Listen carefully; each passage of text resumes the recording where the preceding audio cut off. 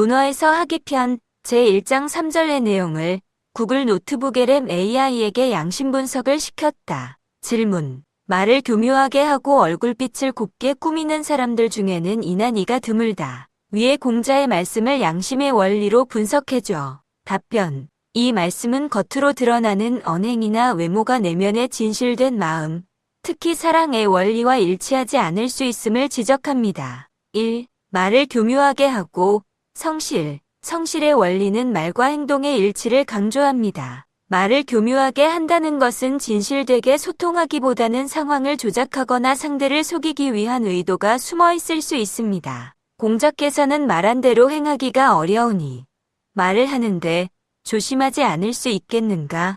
라고 말씀하셨는데 이는 말의 신중함과 더불어 진실성을 중요하게 여긴다는 것을 보여줍니다. 지혜는 자명함과 찜찜함을 구분하는 분별을 핵심 개념으로 합니다. 교묘한 말은 진실을 가리거나 왜곡하여 상대방이 올바른 판단을 내리는 것을 방해할 수 있습니다. 예수님께서 그대들은 예라고 할 것은 예라고 하고 아니오라고 할 것은 아니오라고만 하라. 그 이상의 말은 악에서 나온 것이다. 라고 하신 말씀은 꾸밈없는 진실된 말의 중요성을 강조하며 교묘한 말은 악에서 비롯될 수 있음을 시사합니다. 위선은 명분을 내세우면서 속으로는 이익을 챙기는 것이며 악보다 더 위험할 수 있다고 지적됩니다. 교묘한 말은 이러한 위선의 한 형태일 수 있습니다. 정의의 원리는 내가 당하기 싫은 것을 남에게 가하지 않는 것을 핵심으로 합니다. 교묘한 말로 타인을 속이거나 조종하려는 시도는 상대방에게 해를 끼칠 수 있으며 이는 정의에 어긋나는 행위입니다. 거짓말을 하는 행위는 부정적인 결과를 초래한다고 불교에서도 가르칩니다. 2. 얼굴빛을 곱게 꾸미는 성실은 이를 꾸준히 하고 즐거움과 뿌듯함을 느끼는 내면적 태도를 중요시합니다. 겉모습을 꾸미는 데만 치중하는 것은 진정한 노력이나 내면의 충실함 없이 외부의 시선이나 인정을 구하는 것일 수 있습니다. 부처님은 보기에는 아름다우나 향기가 없는 꽃처럼 훌륭한 말에 실천이 따르지 않으면 열매를 맺지 못하리 라고 하여 겉모습보다 실천과 진실된 내면을 강조했습니다. 지혜는 겉과 속을 분별하는 능력입니다. 예수님은 먼저 잔속을 깨끗이 닦아라. 그래야 겉도 깨끗해질 것이다.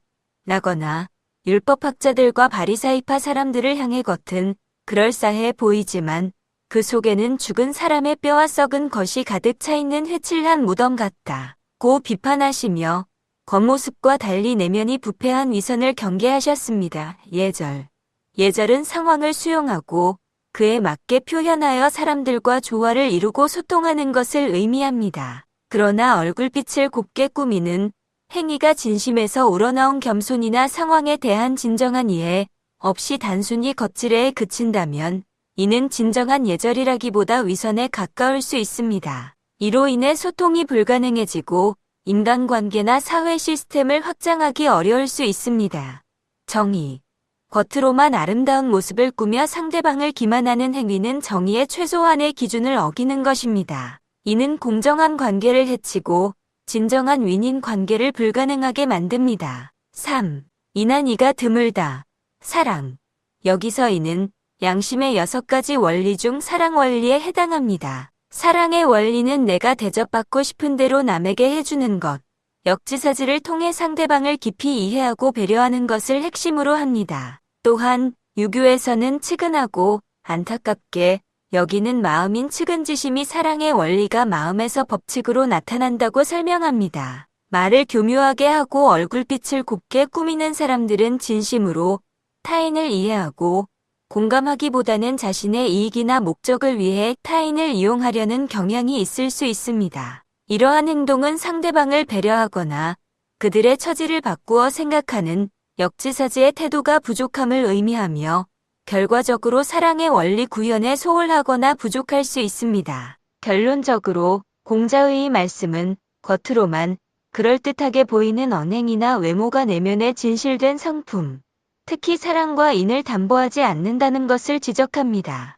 이는 양심의 원리 중 성실함, 지혜로운 분별, 진실된 예절, 그리고 무엇보다 타인에 대한 깊은 공감과 배려를 바탕으로 하는 사랑의 부족을 드러내는 것으로 볼 수 있습니다. 이러한 태도는 장기적으로 인간관계나 사회 시스템의 조화를 깨뜨리고 소통을 방해하며 결국 개인의 양심적 삶에도 좋지 않은 영향을 미칠 것입니다.